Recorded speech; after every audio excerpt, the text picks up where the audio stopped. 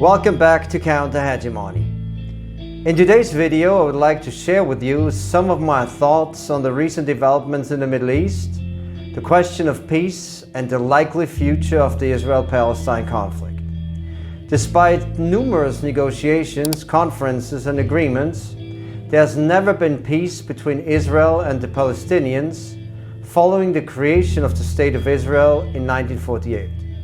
The past 75 years have been marked primarily by Israel's repression, violent displacement, and systematic dispossession of the local Palestinian population. The world has been witnessing the longest ethnic cleansing operation of the 20th and 21st century.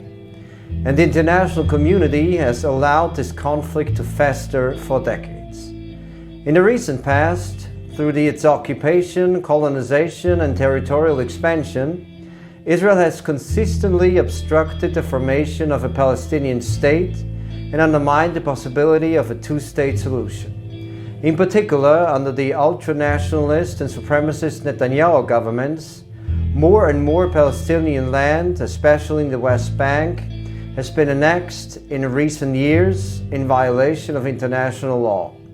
The agenda is to annex as much of Palestine as possible into the Israeli state.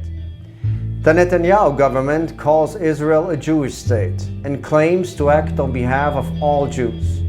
However, the Israel-Palestine conflict is not primarily a religious conflict, but a political and even more an economic conflict over control of land and resources.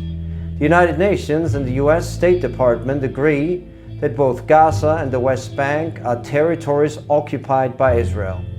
With the continuation of Israeli colonization and ethnic cleansing and the unwillingness of the Netanyahu government to compromise, the only realistic possibility is the continuation of the conflict, the violence, the displacement of Palestinians, and the expropriation of their land and their homes.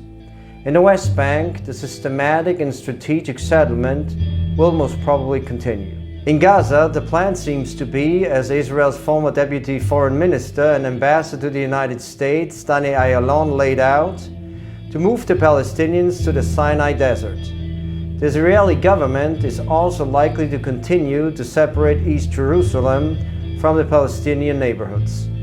Netanyahu and his political allies consider all of Jerusalem to be the capital of Israel. Many Western countries see it the same way. As long as Israel's settler expansion, the ethnic cleansing, the occupation of Palestinian land, and Israel's apartheid regime continue, we will likely see horrific crimes and atrocities like those of the recent past. And not only that, generations of Palestinian refugees will likely continue to face displacement, dispossession, home demolitions, and land grabs by Israeli settlers and the Israeli army. So much for today. I will be back in the coming days with more on the Israel-Palestine conflict. Thank you for tuning in and for supporting the channel. Don't forget to subscribe. I'll see you next time.